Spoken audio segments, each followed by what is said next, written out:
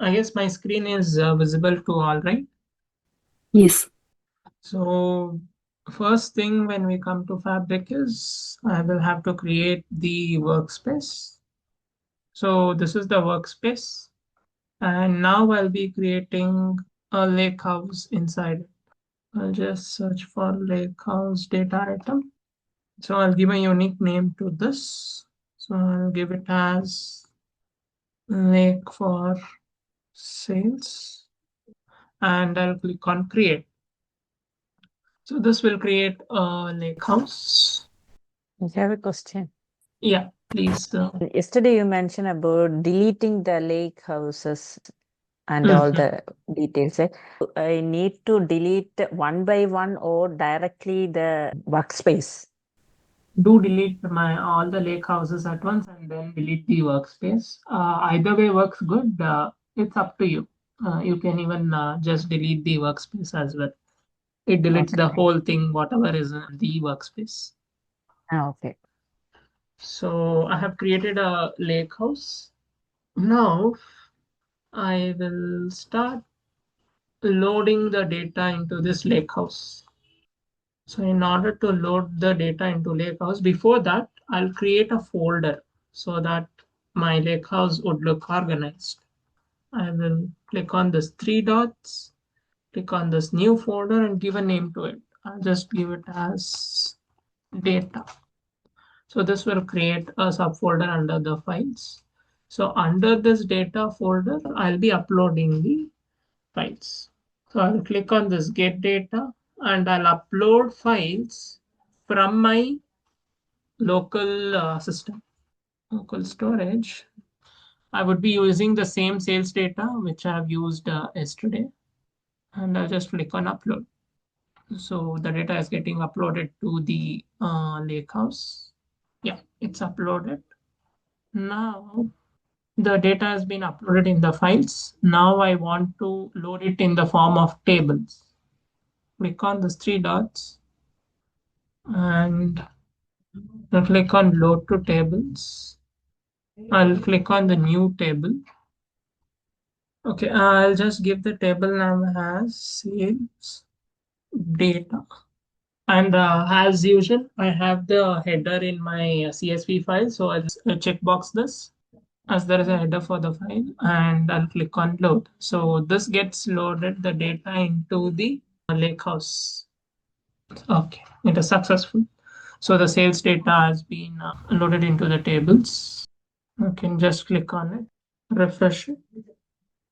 So this would be the file view of the data and it is stored in the Delta Packlet format. I'll just turn over to the endpoint and use the same data. So under these tables, we could see our sales data table. What we have done yesterday is we have taken the new SQL query working with the visual query. Yesterday we saw how to query the data using the SQL. Today we'll be seeing with the visual query. So just click on it.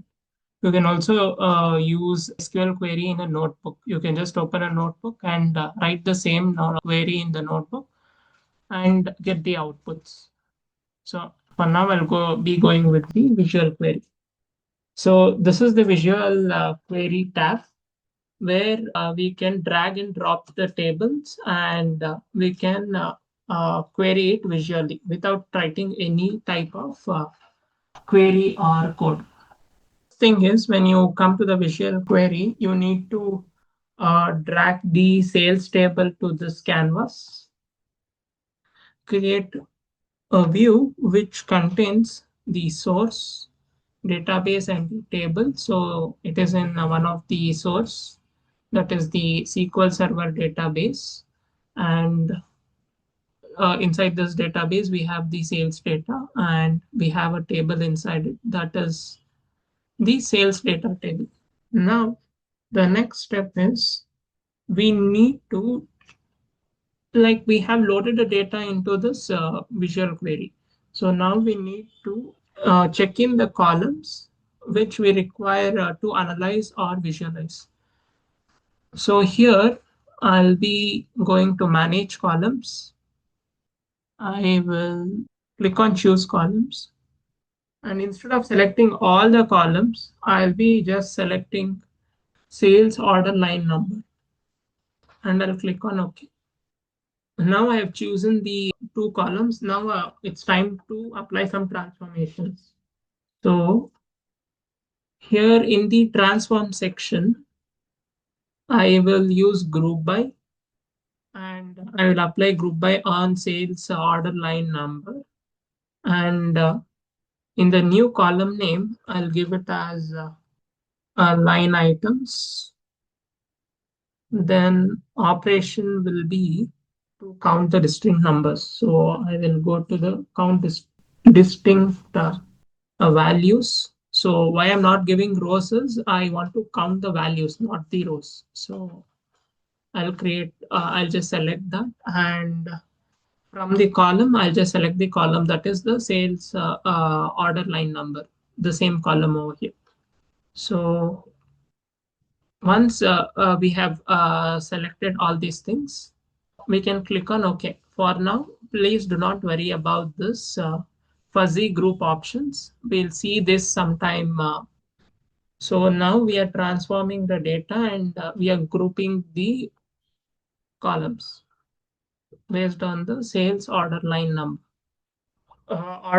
and sales order line number. And on the sales order line number, we'll be grouping it and counting the number of values. So you will be able to see the results over here. You can also download this file after grouping by, or if you want to visualize it, you can also click on this visualize results. Visualize the results. Let's see. This is one way of querying the data. And suppose if you don't want to write any queries, then you can follow this method. So the query would be downloaded something like this. So you will be able to see the visual queries. Just rename it sales visual query. So you can see the whole process over here. From the source, it has moved to a database. And from the database, we have created a table. And from that table, we have chosen some columns and applied a transformation in order to count the line items based on sales order line. Okay, I think I made a mistake. Let me just correct this. So it is actually, it should be made on the sales order number, not on the order line number. And click on OK. So now the query runs good. Now there is a meaning for that. So for each sales order number, you can see the line items corresponding to it. This is how you can visually query the data that is stored in the Lakehouse. Like this is how you can visually query the data. See how shortcuts works here. So first thing is I will just save this.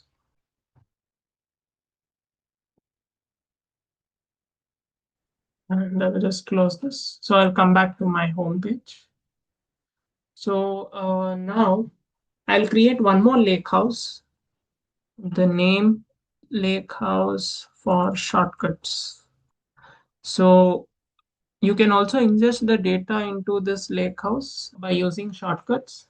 That is one of the way of ingestion into the lake house, ingestion of data into the lake house. And I'll create a workspace for it. So now I will create a data item that is again a lake house. So I'll just check for lake house in the search box. Got it. I'll give a unique name to this. So lake for access of data and I'll create it. Okay, now we have a lake house. So suppose I'm working in this lake house and I want to get the sales data which is present in the earlier lakehouse, that is lakehouse in the visual query. So I want to get the lakehouse sales data from the other lakehouse. So to get the data, I'll click on files and create a new shortcut. So as my data is stored in the internal resources itself, I'll go with the OneLake. If the data is stored in ADLS or blob storage in Azure, you'll go with this. And if the data is stored in Google Cloud Storage, we'll go with. And if it is stored in the Power Platform in Dataverse, then we'll go with. If it is in Azure S3 buckets, then we will be going with this option. And based on the a place where the data has been stored. So for now, I'll be going with the Microsoft OneLake as my data is internally stored. So here the list of lakes which I have created. I had earlier created the lake for sales. I'll just click on it and click on next. And here I'll click on the files. So this will take me to the data folder. And if I just click on it, I'll be able to see the sales.csv file. So I want this file in my current space and lakehouse. So I'll just select the folder over here and click on next. So the whole folder will appear as a shortcut in my current workspace. So this is a transformation, whether if you want to transform the data into table and get it. As of now, I don't want to transform the data. I can just skip it. And yeah, this is how it gets loaded into our new workspace.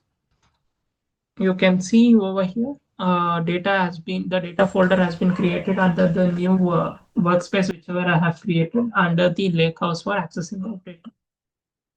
So under this, yeah, we will be able to see the sales.csv folder. So we can also load the data in the form of tables. And I'll just give it as sales itself, and it has a header. So I just checked it. So it will also load. This takes a minute or two. So the table has been created over here. Sometimes due to the capacity issues, the preview won't be shown, but the table has been loaded. Whenever you see this icon, the data has been stored in the tables format. In the data here, it has been shown. So you can see the data over here. Similarly, you can also create a shortcut for the data that is in S3 with the proper access controls and contribution roles. So this is about the shortcuts. So do you guys have any questions over this? Oh, so can we select the file itself? Yes, But the whole folder itself. yes. We can also select the file itself, right? As a You mean shortcut. to tell this one single file, CSV file? Yes. You cannot do that. Yeah, the shortcut applies to the Folder only. Yes. Okay. That is the limitation of the shortcut. Okay, sir. And Thank you. click on next. So this will ask you if you want to transform the data into the delta Skip table. Yes. So you can skip for now, or if you want to create a table, you can just click on it. But now, as of now, like we have not still understood what are delta lake and tables. Let's not worry about this. And I can skip for now and create it. So the whole shortcut will be created under the current lake. So under this data, there will be a sales.csv file. You can load this into tables and you can start querying it as usual. The data we get here by shortcuts, we have the same access control over it, right? Yes. So it has been loaded. And if you go here, and if you refresh, like sometimes there will be some capacity issues. So where the data will be getting transformed in this new lake for access of data Lakehouse or Lake for Sales data Lakehouse? Okay, the data is bought from Lake for sales to Lake for Yes, access yes, of data. Okay, yes, sir. so Yes, sir. as of now, I am in the admin contributor for this workspace, both the workspaces. So I am the same Yes, sir. admin person. So now, suppose you think there is a admin for Lakehouse for sales as person A, and the admin for Lakehouse for access will be person B. Then Yes, sir. the person who is creating, if B is creating the shortcut and if he wants the data which is stored in Lakehouse A, I mean Lakehouse for sales, then he has to have a contributor access to this Lake for sales. Okay. So the data files will be getting transformed in Lake for Sales itself because it's not creating a copy. It's only creating a shortcut, right? Yes, yes, yes. Thank you very much, The sir. shortcut will be created in this Lake for Yes. access, not But the in this. real file in Lake for Sales is getting transformed. Yes, you're right. Okay. Sir, let's suppose Lake for Sales has admin controls Hmm. and Lake for access of data doesn't have admin control. We are using Lake for access of data Lakehouse. We created a shortcut inside Lake for access of data. We fetch the file sales from Lake for sales using shortcuts in Lake for access of data. Hmm. Hmm. Uh-huh. Okay. Now we are doing transformations Lake for access of data Lakehouse. Hmm. So the data we are transforming is not getting transformed in that Lake for sales.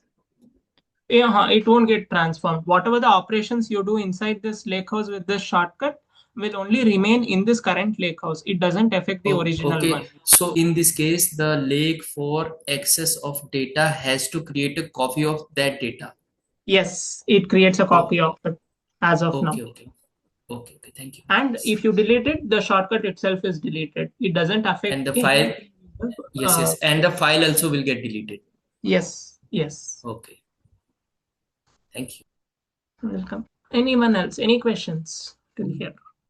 Yeah, for Lakehouse sales, you did some transformations, right? Can we copy that transformation for Lakehouse for access? We cannot copy that transformations as of Okay, now. only shortcut will be created. The transformation, whatever has been done here, will not be copied, right? No, no, no, no. Whatever the transformations we applied using SQL query or the visual query will cannot be bought here. This is only used when you want to create when you want to get a different insight from the data. Suppose you already have some insights from the lake for sales. Now you want the data to get some other insights collaborating with some other data, or if you want to create some revenue field using the same data, so you will be doing it over here. So you cannot carry forward the transformations to this lakehouse. There is a different Okay. process. If you want to copy the transformations and everything, you'll use something called data factory, which will be taught in the further classes. Okay, you'll create a pipeline for the shortcuts. Yes, yes, yes. Okay. Okay. So I guess all are clear on this, right? Anyone has any more doubts? Yeah, I have a question. While creating a shortcut, we are getting the file details, right? Yes. Okay.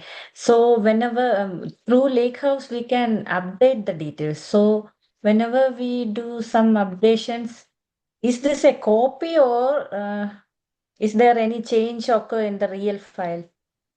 Okay, I'll just try that in front of you so that you'll have a better understanding of it. So what I have done is I have to go to the Lakehouse mode over here, and I will upload one more file to this.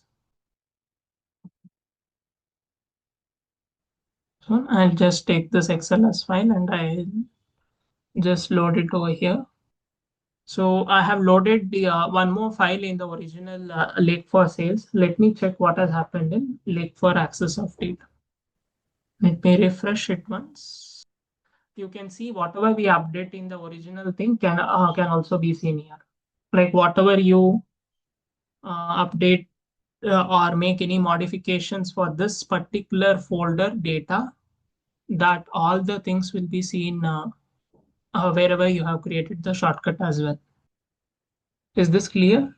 Through shortcuts, we can do the changes, right? We Mm. can we update? In this shortcut, you're telling me to update the data. So it What, will affect the real one. for example, now if I want to upload a file, I'll just upload this Walmart data and see. So I have uploaded the data in the shortcut. So it must reflect in Lake for Sales too. And this is, yes, the vice versa is possible. Whatever the changes you do for the shortcut, or if you modify this in the Lakehouse mode, you will see the same changes in the original too. Okay. Okay, even the either way is possible. See the same changes in the files and whatever the changes you make in the shortcut in the Lakehouse mode, you will be able to see the same changes in the original as well. Not copying, we are just accessing, right? We are just getting the access of that particular Lakehouse. It's Okay, like a we are Google not Sheet. okay. So if we have a Google Sheet and I have the access and you have the access, if I update some things and if I remove some things, it will be even visible to you as well. It will be visible to me as well. It is the same case over here. Okay, both of us can do the editing also. Yes. If you want to update or edit something, we can do. Mhm. Yes. This is mainly used if you want to immediately access a bunch of data to answer some questions of the client. You can just create a shortcut if the data are spread over different external sources or internal sources. You can just create a lakehouse. Immediately, you can create a shortcut and start your analysis work. Either if you want to move the data to this lakehouse, then you will have to create a pipeline. So your work is reduced here because your goal of the job is only to analyze the data in a very minimal time. So this is one of the way to analyze the data, ingest the data into a new workspace in Fabric. Okay.